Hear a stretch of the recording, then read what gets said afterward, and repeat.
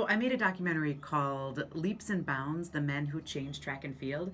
And it's about Wisconsin's very first Olympian who grew up in Milwaukee, not far from here, and his coach at the University of Pennsylvania and some of the innovations that they created. They invented hurdling, the technique where you put one leg forward and one leg backwards. That came from that athlete. And then crouching at the starting line to get more acceleration from your legs. That came from the coach. I think oftentimes we don't look back at how things were invented. We just sort of assume that everything around us was always like this.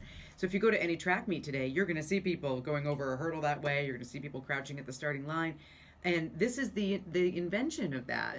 And so I want people to learn. It's educational, but it's also inspirational. It's a father-son story.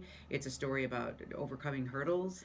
So it's only 15 minutes. It's a short documentary, but I want people to come out and say, wow, that's interesting, and I will never look at track and field the same way. This is the first one that I've done from scratch.